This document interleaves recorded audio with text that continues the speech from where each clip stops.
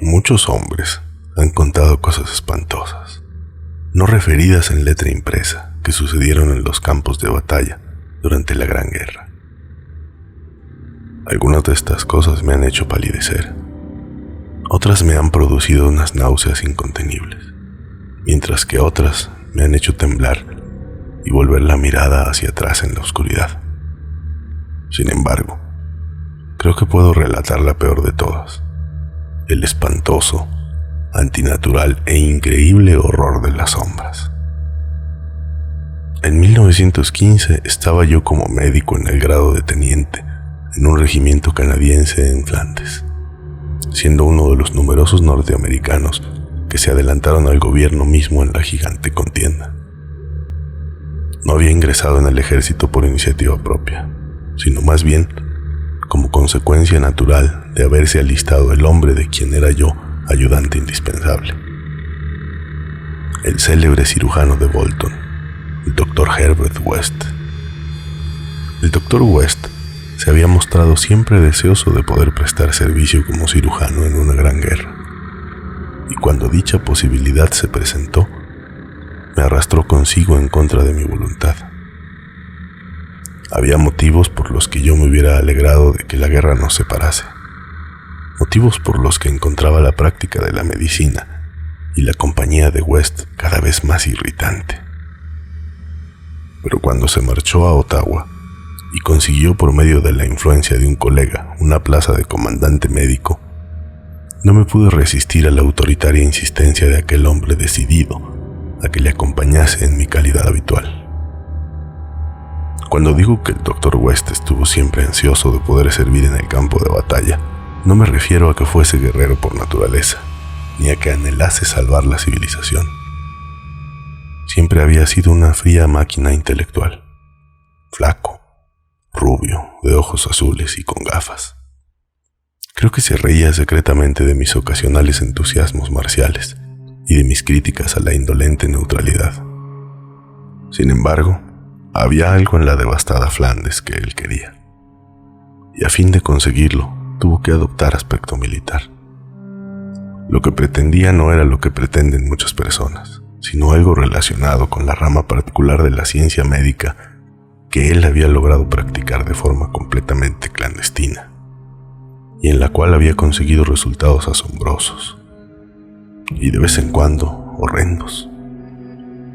Lo que quería no era otra cosa, en realidad, que abundante provisión de muertos recientes, en todos los estados de desmembramiento. Herbert West necesitaba cadáveres frescos, porque el trabajo de su vida era la reanimación de los muertos. Este trabajo no era conocido por la distinguida clientela que había hecho creer rápidamente su fama a su llegada a Boston.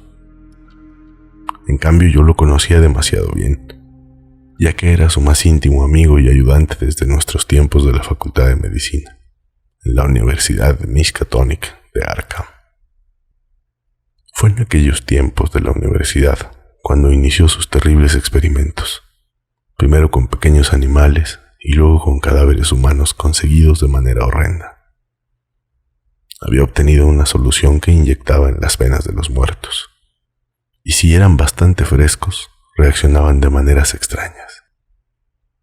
Había tenido muchos problemas para descubrir la fórmula adecuada, pues cada tipo de organismo necesitaba un estímulo especialmente apto para él. El terror lo dominaba cada vez que pensaba en los fracasos parciales, seres atroces, resultado de soluciones imperfectas o de cuerpos insuficientemente frescos. Cierto número de estos fracasos habían seguido con vida. Uno de ellos se encontraba en un manicomio, mientras que otros habían desaparecido. Y como él pensaba en las eventualidades imaginables, aunque prácticamente imposibles, se estremecía a menudo debajo de su aparente impasibilidad habitual. West se había dado cuenta, muy pronto, de que el requisito fundamental para que los ejemplares sirviesen era su frescura. Así que había recurrido al procedimiento espantoso y abominable de robar cadáveres. En la universidad y cuando empezamos a ejercer en el pueblo industrial de Bolton, mi actitud respecto a él había sido de fascinada admiración.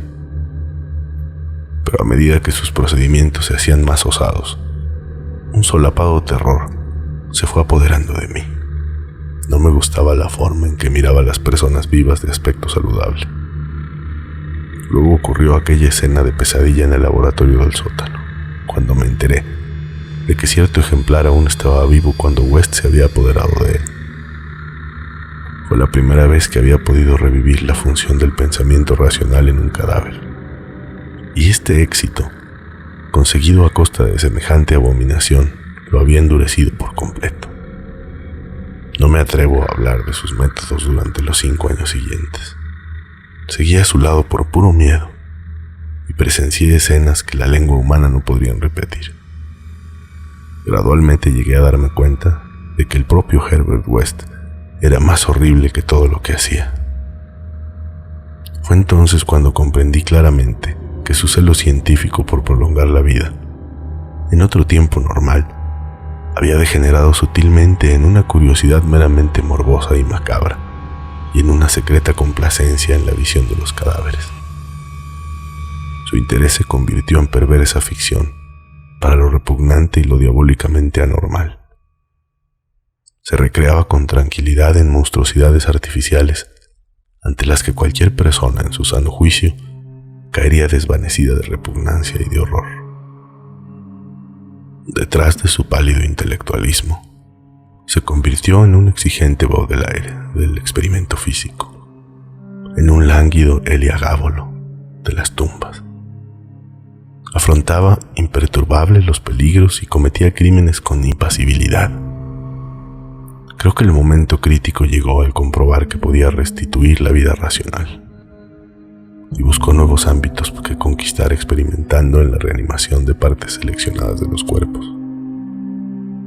Tenía ideas extravagantes y originales sobre las propiedades vitales independientes de las células orgánicas y los tejidos nerviosos, separados de sus sistemas psíquicos naturales, y obtuvo ciertos resultados espantosos preliminares en forma de tejidos imperecederos, alimentados artificialmente a partir de huevos semi-incubados de un reptil tropical indescriptible.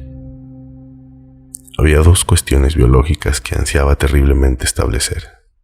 Primero, si podía darse algún tipo de conciencia o actividad racional sin cerebro, en la médula espinal y en los diversos centros nerviosos.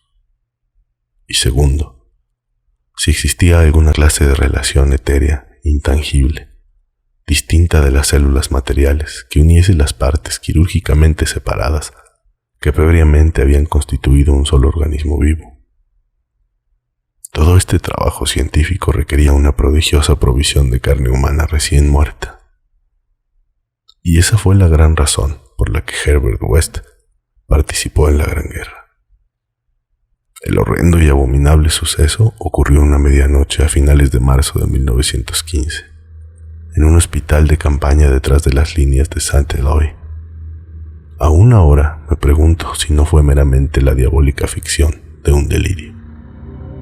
West se había montado un laboratorio particular en el lado este del edificio que se le había asignado provisionalmente, alegando que deseaba poner en práctica nuevos y radicales métodos para el tratamiento de los casos de mutilación hasta ahora desesperados. Ahí trabajaba como un carnicero, en medio de su sanguinolienta mercancía. Jamás llegué a acostumbrarme a la ligereza con que él manejaba y clasificaba determinado material. A veces hacía verdaderas maravillas de cirugía con los soldados, pero sus principales satisfacciones eran de carácter menos público y filantrópico, y se vio obligado a dar muchas explicaciones acerca de ruidos extraños aún en medio de aquel babel de condenados, entre los que había frecuentes disparos de revólver. Cosa corriente en un campo de batalla, aunque completamente inusitada en un hospital. Los ejemplares reanimados por el Dr. West no reunían condiciones para recibir una larga existencia ni ser contemplados por un amplio número de espectadores. Además del humano, West utilizaba gran cantidad de tejido embrionario de reptiles que él cultivaba con resultados singulares. Era mejor que el material humano para conservar la vida de los fragmentos privados de órganos. Y esa era ahora la principal actividad de mi amigo. En un oscuro rincón del laboratorio, sobre un extraño mechero de incubación, tenía una gran cuba tapada, llena de esa sustancia celular de reptiles que se multiplicaba y crecía de forma borboteante y horrenda. La noche de que hablo teníamos un ejemplar nuevo y espléndido. Un hombre físicamente fuerte y a la vez de tan elevada inteligencia que nos garantizaba un sistema nervioso sensible. Resultaba irónico, porque se trataba del oficial que había ayudado a que se le concediese a West su destino, y que ahora tenía que haber sido nuestro socio. Es más, en el pasado había estudiado secretamente la teoría de la reanimación bajo la dirección de West.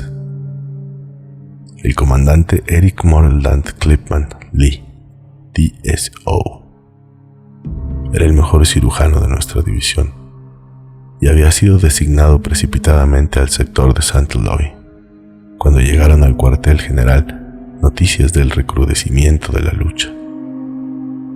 Efectuó el viaje en un avión pilotado por el intrépido teniente Ronald Hill, solo para ser derribado precisamente en el punto de su destino. La caída fue tremenda y espectacular. Hill quedó irreconocible. En cuanto al gran cirujano, el accidente le seccionó la cabeza casi por entero, aunque el resto del cuerpo estaba intacto. West se apoderó ansiosamente de aquel despojo inerte que había sido su amigo y compañero de estudios. Me estremecí al verle terminar de separar la cabeza, colocarla en la diabólica cuba de pulposo tejido de reptiles con objeto de conservarla para futuros experimentos, y seguir manipulando el cuerpo decapitado sobre la mesa de operaciones. Inyectó sangre nueva, unió determinadas venas, arterias y nervios del cuello sin cabeza, y cerró la horrible abertura injertando piel de un ejemplar no identificado que había llevado uniforme de oficial. Yo sabía lo que pretendía: comprobar si este cuerpo sumamente organizado podía dar, sin cabeza, alguna señal de la vida mental que había distinguido a Eric Moreland Clipman Lee, estudioso en otro tiempo de la reanimación. Este tronco mudo era ahora requerido espantosamente a servir de ejemplo. Aún puedo ver a Herbert West bajo la siniestra luz de la lámpara, inyectando la solución reanimadora en el brazo del cuerpo decapitado. No puedo describir la escena, me desmayaría si lo intentara, ya que era enloquecedora aquella habitación repleta de horribles objetos clasificados, con el suelo resbaladizo a causa de la sangre y otros desechos menos humanos, que formaban un barro cuyo espesor llegaba casi hasta el tobillo, y aquellas horrendas anormalidades de reptiles salpicando, burbujeando y cosiendo sobre el espectro azulenco y vacilante de llama, en un rincón de negras sombras. El ejemplar, como West comentó repetidas veces, poseía un sistema nervioso espléndido. Esperaba mucho de él, y cuando empezó a manifestar leves movimientos de contracción, pude ver el interés febril reflejado en el rostro de West. Creo que estaba preparado para presenciar la prueba de su cada vez más sólida opinión de que la conciencia, la razón y la personalidad pueden subsistir independientemente del cerebro, de que el hombre no posee un espíritu central conectivo, sino que es meramente una máquina de materia nerviosa, en la que cada sección se encuentra más o menos completa en sí misma. En una triunfal demostración, West estaba a punto de relegar el misterio de la vida a la categoría de mito. El cuerpo ahora se encontraría más vigorosamente, y bajo nuestros ojos ávidos empezó a jadear de forma horrible. Agitó los brazos con desasosiego, alzó las piernas y contrajo varios músculos en una especie de contorsión repulsiva.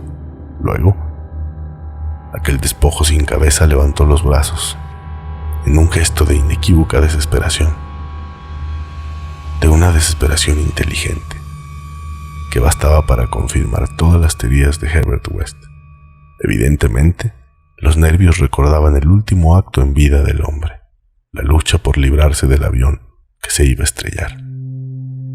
No sé exactamente qué fue lo que siguió. Tal vez se trata solo de una alucinación provocada por la impresión que sufrí en aquel instante al iniciarse el bombardeo alemán que destruyó el edificio. ¿Quién sabe? Ya que West y yo fuimos los únicos sobrevivientes. West prefería pensar que fue eso, antes de su reciente desaparición. Pero había ocasiones en que no podía, porque era extraño que sufriéramos los dos la misma alucinación. El horrendo incidente fue simple en sí mismo, aunque excepcional por lo que implicaba. El cuerpo de la mesa se levantó con un movimiento ciego, vacilante, terrible, y oímos un sonido gutural. No me atrevo a decir que se trataba de una voz, porque fue demasiado espantoso. Sin embargo, lo más horrible no fue su cavernosidad, ni tampoco lo que dijo, ya que gritó tan solo: «¡Salta, Ronald! ¡Por Dios! ¡Salta!». Lo espantoso fue su procedencia, porque brotó de la gran cuba tapada de aquel rincón macabro de oscuras sombras.